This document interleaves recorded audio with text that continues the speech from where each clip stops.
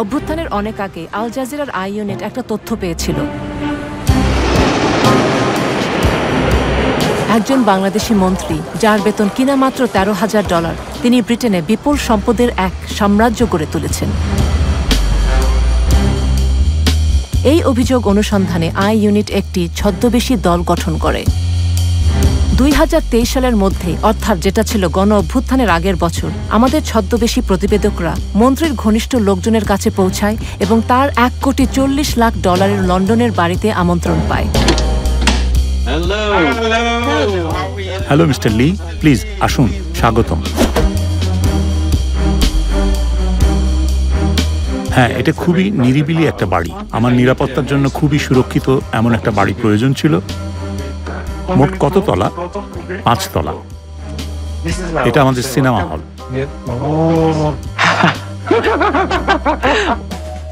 এটা আমার নতুন রোলস।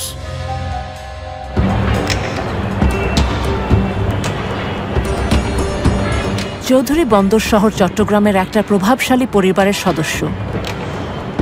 তিনি প্রধানমন্ত্রীর খুবই কাছের ও বিশ্বস্ত। 2014 সালে এমপি ও প্রতিমন্ত্রী হন এবং 2019-এ শেখ হাসিনা তাকে পদোন্নতি দিয়ে ভূমি মন্ত্রণালয় প্রধান করেন। আমার বাবা প্রধানমন্ত্রীর খুব ঘনিষ্ঠ ছিলেন, সত্যি বলতে আমিও। উনি আমার বস। চৌধুরীর সম্পদের উৎস তার ব্যবসা এবং বাংলাদেশের অন্যতম বৃহৎ ব্যাংক ইউসিবির শেয়ার। বাংলাদেশের কঠোর মুদ্রানীতি অনুযায়ী দেশটির নাগরিকরা বছরে $12,000 বেশি বিদেশে নিতে পারেন না। এই মুদ্রানীতিটি হয়েছে বাংলাদেশের অর্থনীতির সুরক্ষার জন্য। আমাদের বৈদেশিক মুদ্রার রিজার্ভ ব্যাপকভাবে কমে গেছে। কেউ যদি কেন্দ্রীয় ব্যাংকের নির্দিষ্ট অনুমতি ছাড়া বাংলাদেশ থেকে টাকা নিয়ে যায়, সেটি অবশ্যই মানি লন্ডারিং আইনে একটা অপরাধ। আই ইউনিট মন্ত্রীর বৈশ্বিক সম্পদ তদন্তে নামে।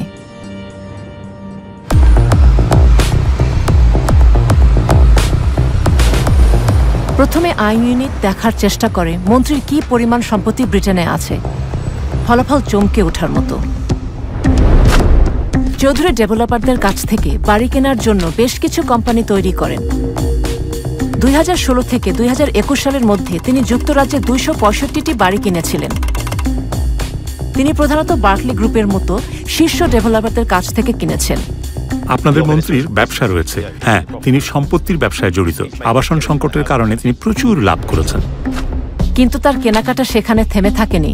2021 সালে চৌধুরী লন্ডনের এই বিলাসবহুল সম্পত্তি $1,60,00,000 কেনেন। চৌধুরীর বেশিরভাগ সম্পত্তি বাই টু লেট, যা তিনি লাভের জন্য ভাড়া দেন। এরপর 2022 সালে তিনি 89টি বাড়ি কিনলে মোট বাড়ির সংখ্যা দাঁড়ায় 360টি, যার বাজার মূল্য $25 কোটি। উনি একজন অত্যন্ত ধনী ও সুপরিচিত রাজনীতিবিদ। তিনি সরকারের মন্ত্রী এবং যুক্তরাজ্যের শত শত বাড়ি কিনেছেন। উনি সেই ব্যক্তি যিনি একটি অত্যন্ত দরিদ্র দেশের তথাকথিত নির্বাচিত গণতান্ত্রিক রাজনীতিবিদ। আন্তর্জাতিক দুর্নীতির সূচকে যে দেশটির অবস্থান অনেক উপরে, সেই বাংলাদেশের একজন বিশিষ্ট রাজনীতিক হিসাবে মিস্টার চৌধুরীর এস্টেট এজেন্ট, ব্যাংক, ঋণদাতা ও আইনজীবীদের কঠোর যাচাইয়ের মুখোমুখি হওয়ার কথা। উচ্চ পদস্থ রাজনীতিবিদ ও সরকারি কর্মকর্তাদের অ্যান্টি মানি লন্ডারিং আইনে উচ্চ দুর্নীতির ঝুঁকি হিসেবে বিবেচনা করা হয়ে থাকে। তাদের ধন সম্পদের উৎস চুরি হওয়া রাষ্ট্রীয় তহবিল অথবা সরকারি চুক্তি পাওয়ার জন্য প্রদত্ত ঘুষ হতে পারে। তাদের রাজনৈতিক ক্ষমতার অধিকারী ব্যক্তি পিইপি হিসেবে চিহ্নিত করা হয় এবং তাদের বাড়তি যাচাইয়ের প্রয়োজন হয়।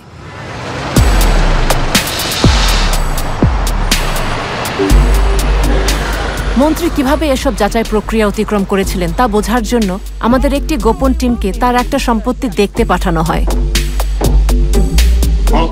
আমাদের গ্রাহকের লন্ডনে 300টি বাড়ি আছে। উনি লেটিং এজেন্সি মুভিং সিটির একজন বিক্রয় এজেন্ট। তিনি লন্ডনে আসেন, কয়েকটি বাড়ি কেনেন, তারপরে চলে যান। লকডাউনের সময় তিনি যুক্তরাজ্যে নতুন বাড়ি কেনার জন্য $20 কোটি ব্যয় করেন। আমরা পরীক্ষা করেছি যে চৌধুরী বাংলাদেশের বাইরে তার যে সম্পত্তি রয়েছে সেটি বাংলাদেশের ট্যাক্স কর্তৃপক্ষের কাছে এবং নির্বাচনী হলফনামায় ঘোষণা করেছেন কিনা। তিনি করেননি। একজন রাজনীতিবিদ, সংসদ সদস্য অথবা সংসদ সদস্য প্রার্থীকে তাদের বৈশ্বিক সম্পত্তির হিসাব দিতে হয়। তাদের আয় অথবা সম্পত্তি দেশ এবং দেশের বাইরে সবই উল্লেখ করতে হয়।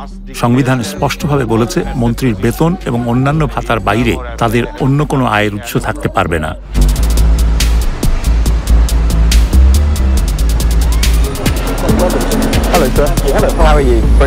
আমরা যেমনটা ভেবেছিলাম, এজেন্টটি আমাদের তার বসের সাথে পরিচয় করিয়ে দিতে চাইল। রিপন মাহমুদ একজন স্টেট এজেন্ট, যিনি মন্ত্রীর নিজ শহর চট্টগ্রাম থেকে এসেছেন। তিনি সাইফুজ্জামান চৌধুরীর মতো ধনী গ্রাহকদের সাথে গোপনে কাজ করেন। আসলে আমার গ্রাহকরা এমনই, আমাকে ভুল বুঝেন না, তারা ধরাছোঁয়ার বাইরে। আপনাকে বিশ্বাস করে টাকা বিনিয়োগ করে, 1 কোটি 5 কোটি ডলার, এটাই হচ্ছে। রিপন মাহমুদ লন্ডনে একটা হোটেলে আমাদের গোপন টিমের সাথে দেখা করতে যাচ্ছেন। অনেক ধন্যবাদ। ধন্যবাদ। আমরা ধনী বিদেশি বিনিয়োগকারী হিসেবে অভিনয় করছি, যারা চীন থেকে 10 কোটি ডলার যুক্তরাজ্যের সম্পত্তি বাজারে স্থানান্তর করতে চাচ্ছে।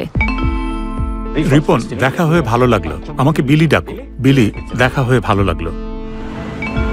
ব্যবসায় আগ্রহী এজেন্ট আমাদের টার্গেট মিস্টার চৌধুরীর ব্যাপারে পরবর্তী ক্লু দেন। আমার একজন ভালো বন্ধু মিস্টার সি, এই লোকটা ঠিক যেটা আপনি আমার কাছে চাচ্ছেন, প্রায় ঠিক সেটাই আমি তার জন্য করেছি।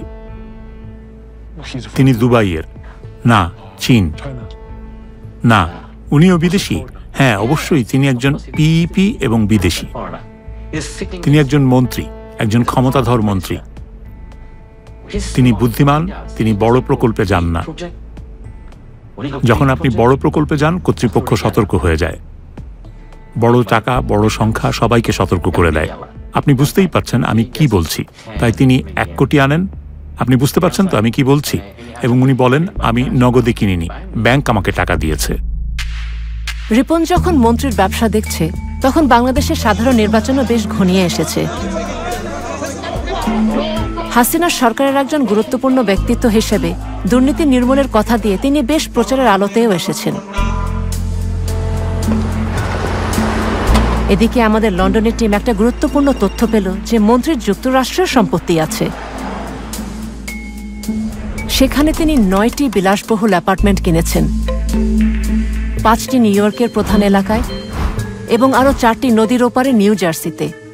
আরও কয়েক দফা সাক্ষাতের পর রিপন আমাদের কাছে স্বীকার করলেন যে তার সবচেয়ে বড় গ্রাহক মন্ত্রী চৌধুরী।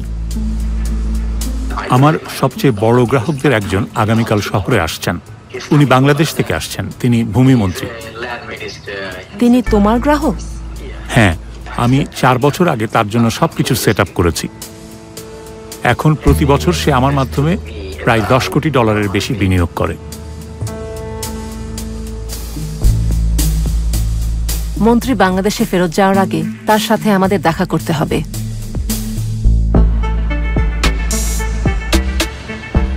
কিন্তু রিপন বলল যে প্রথমে আমাদের চৌধুরীর পরামর্শকদের সাথে দেখা করা উচিত।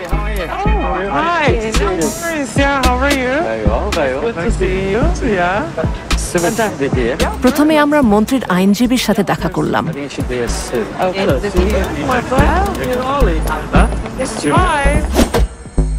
সুবীর দেশাই, মেইফেয়ারের চার্লস ডাগলাস সলিসিটার্সের একজন পার্টনার।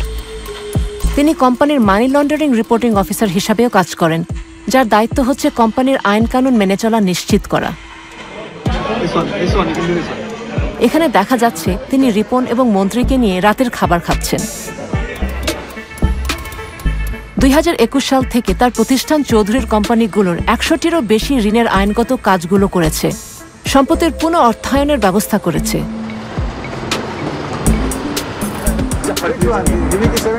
এরপর রিপন আমাদের পরিচয় করিয়ে দিলেন রাহুল মার্ডের সাথে, যিনি এশিয়ার অন্যতম বৃহৎ ব্যাংক ডিবিএস এর ব্যক্তিগত সম্পদ ব্যবস্থাপকদের একজন।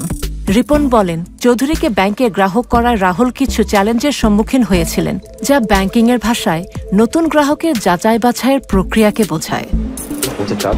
মিস্টার চৌধুরী, ডিবিএস তাকে গ্রাহক করতে পারেনি, তার স্ত্রীকে করেছে। সিঙ্গাপুরের ব্যাংক, তারা খুবই কড়া, নিষিদ্ধ সীমা অতিক্রম করে তাকে তারা অন্তর্ভুক্ত করতে পারেনি, কারণ তিনি একজন পিইপি। তবে 2024 জানুয়ারির মধ্যে ডিবিএস মন্ত্রীর কোম্পানিগুলোকে 20টি ঋণ দিয়েছিল, যা তার সাম্রাজ্যকে অর্থায়নে সহায়তা করেছে। অবশেষে রিপন আমাদের ছদ্মবেশী দলকে ব্রিজ ফাইন্যান্স ঋণদাতা মার্কেট ফাইন্যান্সিয়াল সলিউশনের সিইও পারেশ রাজার সাথে পরিচয় করিয়ে দিলেন।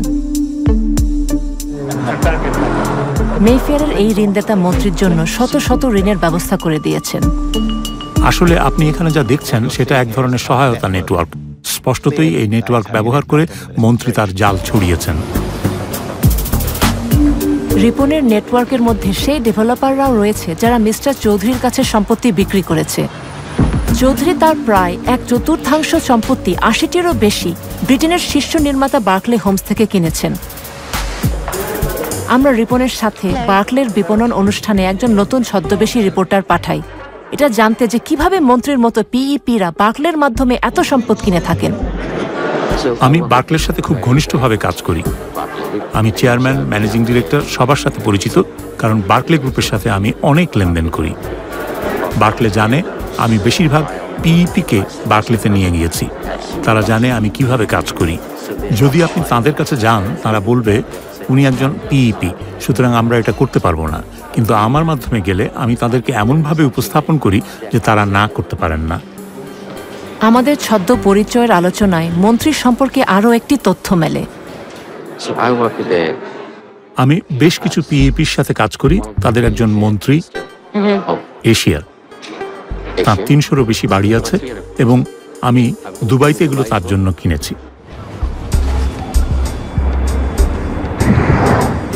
আমরা দুবাইয়ের সূত্রটি অনুসরণ করলাম এবং আরও অনেক সম্পত্তি আবিষ্কার করলাম। দুবাইয়ের সম্পত্তি সম্পর্কিত ফাঁস হওয়া এক তথ্য ভাণ্ডার বিশ্লেষণ করে আমরা তার কেনাকাটার মাত্রা জানতে পারি। মন্ত্রী দুবাই ওয়ার্ফ কালচার ভিলেজে একটা বিলাসবহুল অ্যাপার্টমেন্টের তালিকাভুক্ত মালিক। তার স্ত্রী রুকমিলা জামান এই দামি এলাকায় সম্পত্তি কিনেছেন। 2020 সালের মধ্যে মন্ত্রী শহরের সবচেয়ে এক্সক্লুসিভ ডেভেলপমেন্টগুলোয় আরও 54টি সম্পত্তির তালিকাভুক্ত মালিক হন। পরামর্শকদের নেটওয়ার্কের সাথে সাক্ষাৎ এবং যুক্তরাজ্য, যুক্তরাষ্ট্র এবং দুবাইয়ের মন্ত্রীর শত শত সম্পত্তির মালিকানা নিশ্চিত করার পর আমরা মন্ত্রীর সাথে তার লন্ডনের বাড়িতে দেখা করি।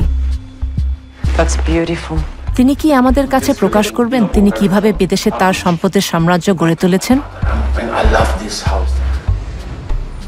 মিস্টার সি সম্পত্তিতে বিশ্বাস করেন, সেটাই তার ব্যবসা। তিনি তার সব লাভ দুবাই আর লন্ডনে বিনিয়োগ করেছেন। লন্ডনে আপনার কতগুলো সম্পত্তি আছে? আমার একটা ভালো পোর্টফোলিও আছে এবং দুবাইয়ে আমার একটা পোর্টফোলিও আছে। আমি ডাউনটাউনে সেরা সম্পত্তি পেয়েছি, দুবাই মলের কাছে অপেরা এলাকায়। আমার একটা খুব সুন্দর পেন্ট হাউস আছে, কিন্তু আমি একটা ভিলাও কিনেছি যার একটা ব্যক্তিগত উপর হ্রদ আছে, সবকিছু আছে। এটা খুব সুন্দর। আমার সিঙ্গাপুর, মালয়েশিয়ায় বাড়ি আছে, নিউ ইয়র্ক, ম্যানহাটনে আমার সম্পত্তি আছে, খুব সুন্দর। মাঠ পর্যায়ে গোপন ফিক্সারের প্রয়োজনীয়তা তিনি ব্যাখ্যা করলেন। আপনি লন্ডন এবং যুক্তরাজ্যে যে সব সম্পত্তি কিনেছেন সেগুলো সবই কি রিপনের মাধ্যমে? ও আমার প্রধান লোক, ও আমার ভাই। আমি অন্য কারোর সাথে কাজ করি না, আমি ওকে বিশ্বাস করি। তিনি স্বীকার করলেন যে প্রধানমন্ত্রী শেখ হাসিনা তার গোপন সম্পদের বিষয়ে জানতেন। তিনি জানেন আমার এখানে ব্যবসা আছে। আমরা জানতে চেয়েছিলাম তার যথেচ্ছ খরচের যোগান আসে কোত্থেকে। পারেশ রাজাকে মনে আছে, যার সাথে আমরা আগে দেখা করেছি? পরেশ আছে, তার বেশ টাকার জোর আছে। আপনি তাকে ভালোভাবে জানেন? হ্যাঁ, অবশ্যই। তিনি আমাকে অনেক টাকা ঋণ দেন। ও, আপনি তাহলে তার সাথে কাজ করেছেন? পরেশ ওনাকে প্রায় $10 কোটি ঋণের ব্যবস্থা করে দিয়েছে। তিনি আমাকে $10 কোটি ঋণের ব্যবস্থা করে দিয়েছেন। পরেশ ব্যাংকিং সেকশনে আছে। মিস্টার সি একজন শক্তিশালী বন্ধু। যে কোনো সমস্যা হলে উনি সাথে সাথে এগিয়ে আসেন। তারপর রাজনীতিবিদ আরো গুরুত্বপূর্ণ বিষয়ের দিকে মনোযোগ দিলেন। আপনার জুতা আমার খুব ভালো লেগেছে। হ্যাঁ, দারুণ জুতা। কোন ব্র্যান্ডের? Taylor made. আমারও টেইলর মেড পছন্দ। আমি হ্যারোডসেও অর্ডার দিয়েছি, কাস্টম মেড। 4 মাস সময় লাগে। আমি কিনেছি, প্রতিটি 3000 পাউন্ডের বেশি। প্রতি জোড়া 3000 পাউন্ড প্রতিটি। এগুলো কি জুতা? উট পাখির চামড়ায় তৈরি, কুমিরের বুকের চামড়ায় তৈরি। সম্পূর্ণ বুকের চামড়ায় তৈরি হলে দাম ৬,০০০ পাউন্ড, আর অর্ধেক কুমিরের বুকের চামড়া আর বাছুরের চামড়া অর্ধেক মিলিয়ে তৈরিটার দাম ৩,০০০ পাউন্ড। খুবই ভালো, ৪ মাস লাগে বানাতে। প্রতিবার তিনি এখানে আসলে ২ থেকে ৩ লাখ পাউন্ড স্যুট কিনতে ব্যয় করেন। আমি স্যুট পছন্দ করি। সুপার 200, সুপার 180, সুপার 200-এর দাম ৬,০০০ পাউন্ড। ক্যানালি বন্ড স্ট্রিটে আমি শুধু যাই এবং কিনি, তারাই বাসায় পৌঁছে দেয়। স্যুট, জুতো, রোলস রয়েস, বাড়ি, কিন্তু এত সব কেনার টাকা কিভাবে এখানে লন্ডনে আসলো? মনে আছে তো, বাংলাদেশ থেকে বছরে কেবল $12,000 বিদেশে নেওয়া যায়। আমরা শেষ পর্যন্ত সবচেয়ে স্পর্শকাতর বিষয়ে উপনীত হলাম, বাংলাদেশের কঠোর মুদ্রানীতি। মন্ত্রী সাহেব, আপনি এখানে কিভাবে টাকা বিনিয়োগ করলেন? বাংলাদেশ থেকে কিভাবে টাকা এখানে আনলেন? আমার দুবাইয়ে একটা ব্যবসা আছে। আমি দুবাইয়ে একটা রিয়েল এস্টেটে কেনাবেচার ব্যবসা করি, তাই আমি দুবাই থেকে এখানে টাকা আনি এবং তারপর এখান থেকে একটা ঋণ নেই। কিন্তু টাকা কিভাবে দুবাইতে এলো সেটার ব্যাখ্যা করেছে রিপন। কিন্তু তার দুবাইয়ের ওই কোম্পানিগুলোকে তিনি ব্যবহার করেন তার বাংলাদেশি কোম্পানিগুলোর সাথে লেনদেনে। হ্যাঁ, ট্রেডিং ও অন্যান্য সব কাজ। বাংলাদেশের আর্থিক কর্তৃপক্ষের বোধহয় এ বিষয়ে পর্যালোচনা করা উচিত। যখন আমরা আমাদের বানানো গল্পটা বললাম যে আমাদের চীন থেকে $10 কোটি স্থানান্তর করতে হবে, তখন মন্ত্রী আমাদেরকে একটা দারুণ লোভনীয় প্রস্তাব দিলেন। দুবাইয়ে আমার একজন আছেন, আমি তাকে জিজ্ঞেস করতে পারি তিনি চীনে টাকা নিয়ে দুবাইতে দিতে পারবেন কিনা। এবং তিনি আন্ডারগ্রাউন্ড অবৈধ ব্যাংকিং সম্পর্কেও জ্ঞান রাখেন। দুবাইয়ে আমার যে লোক আছে সে আপনাকে টাকা দিতে পারবে। আমার তাকে জিজ্ঞেস করতে হবে কত টাকা। আপনি $10 কোটি ব্যবস্থা করেন, এটা কোনো ব্যাপারই না, নগদ সে আপনাকে দুবাইতে দিতে পারবে। আমি যদি তাকে বলি, দেখেন দুবাইতে আমি আপনাকে $10 কোটি দেব, আপনার প্রতি আমার পরামর্শ হবে ধীরে ধীরে টাকা চীন থেকে বের করা, আস্তে আস্তে বিভিন্ন চ্যানেলের মাধ্যমে, সরকারি চ্যানেলে না। পরে অবশ্য একটু ভেবে নিয়ে তিনি সহায়তা করতে অস্বীকার করেন। আপনি এতে জড়াবেন না। না, আমি পারবো না, কোনোভাবেই না। সে তোমার সাথে শুধু বন্ধু হিসাবে কথা বলছে। আমার মনে হয় না, যদি এটা সঠিক চ্যানেল না হয়। তিনি জড়িত হতে পারবেন না, আমি জড়িত হতে পারবো না, কোনোভাবেই না। কেন্দ্রীয় ব্যাংক টের পেয়ে যাবে। যখনই সময় পান আমার এখানে এসেন, আমরা কথাবার্তা বলবো।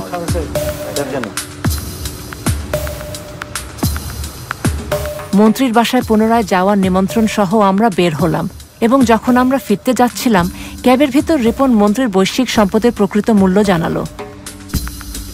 আমি তার হয়ে সবকিছু পরিচালনা করি, সবকিছু সামলাই।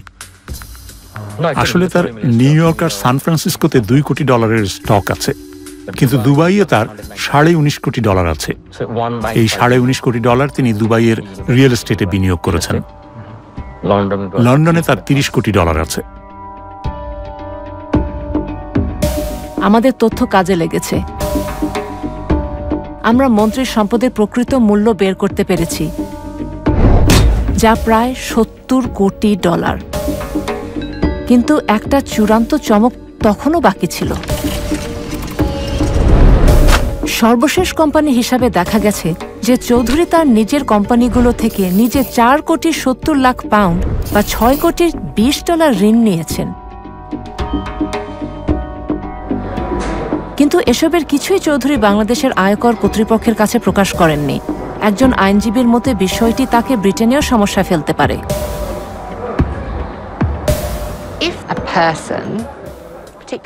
যদি কোনো ব্যক্তি, বিশেষ করে একজন পিইপি, তার ট্যাক্স রিটার্নে মিথ্যা ঘোষণা করে, তাহলে এটা এখানে বড় সমস্যা হতে পারে।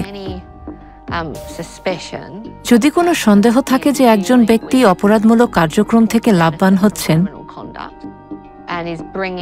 এবং সেই লাভ এখানে নিয়ে আসা হয়েছে, তবে এটা সম্ভবত মানি লন্ডারিং অপরাধ হতে পারে। এমনকি যদি সম্ভাব্য অপরাধমূলক কার্যক্রম অন্য দেশেও ঘটে থাকে। রিপনের সাথে যখন আমাদের শেষ সাক্ষাৎ হয়, তখন তিনি তার গ্রাহককে সাবধান করে বলেছিলেন যে যদি সে তার চৌধুরী সম্পদ লুকিয়ে না রাখেন, তবে বিপদ হতে সময় লাগবে না। আমি গত 3 বছর ধরে তাকে বারবার বলেছি, আমি বলেছি তোমার কাছে 30 কোটি, 60 কোটি, 70 কোটি পাউন্ডের সম্পদ আছে। তুমি কি পাগল? সে আমার সাথে রোলস রয়েস জুতা নিয়ে কথা বলে। তুমি তো তার উত্তেজনা দেখেছো। সে একটা অবুঝের মতো করছে। তোমার সমস্যা কি? কি তোমার সমস্যা? গত কয়েক মাস ধরে আমি তাকে বকাঝকা করছি। আমার গালির জন্য দুঃখিত।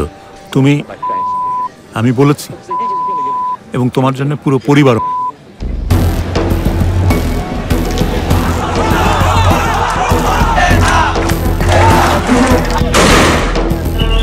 বাংলাদেশ যখন বিক্ষোভে ফেটে পড়েছে, তখন জনগণ জানতে চায় তাদের দেশের লুটের সম্পদ কোথায় গেছে। দেশটির প্রধানমন্ত্রী পালিয়ে গেছেন, তার সরকারে পতন হয়েছে, সরকার ঘনিষ্ঠরা পালাতে গিয়ে আটক হচ্ছেন।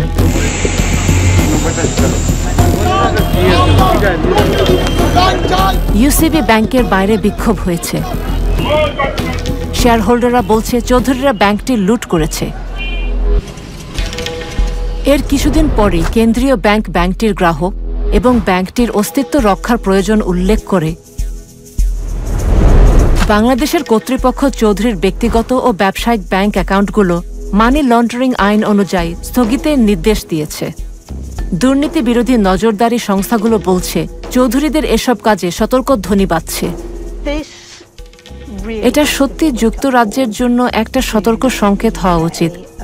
আমাদের যে ফাঁকফোকরগুলো রয়েছে, আমাদের বিধিমালার দুর্বলতা, এবং যদি আমরা লন্ডনকে দুর্নীতিগ্রস্ত এলিটদের কেন্দ্রে পরিণত হওয়া বন্ধে সত্যি সিরিয়াস হই, তাহলে আমাদের আরও শক্তিশালী বিধিমালা এবং তার কার্যকর প্রয়োগ থাকতে হবে। এবং পশ্চিমা দেশগুলোকে অর্থ পাচার রোধে আরও শক্ত ভূমিকা নিতে হবে। উন্নয়নশীল দরিদ্র দেশের সম্পদ সে দেশের মানুষের উন্নয়নে সে দেশেই থাকা উচিত।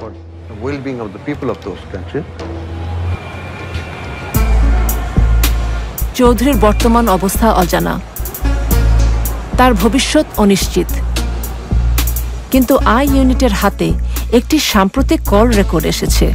আপনি কই এখন? আপনি কি বাংলাদেশে? আমি নিরাপদে আছি, আল্লাহ। কিন্তু বেরোতে পারেন নাই? পেরেছি। ওয়াও, কোথায় কোথায় আপনি এখন?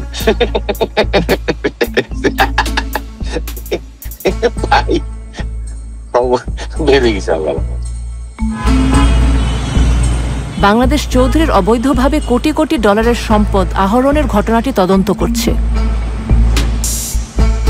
Charles Douglas solicitors LLP, market financial solutions, Paresh Raja DBS bank, Barclay group, moving city estate agent Ripon Mahmud বলেছে যে তারা পিইপিদের জন্য বর্ধিত প্রয়োজনীয় ব্যবস্থাদি সহ আইন দ্বারা প্রয়োজনীয় সমস্ত অর্থ পাচারি রোধে যাচাই পরিচালনা করেছে। পরামর্শকেরা বলছেন যে বাংলাদেশের সাম্প্রতিক ঘটনাগুলি ঐতিহাসিক AML বা KYC যাচাইকারী কারো কাছে তথ্য ছিল না। তারা বলেছে যুক্তরাজ্য, যুক্তরাষ্ট্র এবং সংযুক্ত আরব আমিরাতের সম্পত্তি কেনার জন্য ব্যবহৃত তহবিল বাংলাদেশের বাইরে তার দীর্ঘদিনের বৈধ ব্যবসা থেকে আসে। রিপন মাহমুদ এবং মুভিং সিটি এস্টেট এজেন্টরা বার্কলে গ্রুপে ফেপস পরিচয় করিয়ে দেওয়ার বিষয়টি অস্বীকার করেছেন। মিস্টার চৌধুরী বলেছেন যে তিনি বাংলাদেশের সকল কর আইন মেনে চলেন এবং তার ব্যবসায়িক লেনদেন বৈধ। যুক্তরাজ্য, যুক্তরাষ্ট্র এবং সংযুক্ত আরব আমিরাতের সম্পত্তি কেনার জন্য ব্যবহৃত তহবিল বাংলাদেশের বাইরে তার বৈধ দীর্ঘস্থায়ী ব্যবসা থেকে এসেছে। তিনি বলেন তার বিরুদ্ধে তদন্ত রাজনৈতিক উদ্দেশ্য প্রণোদিত।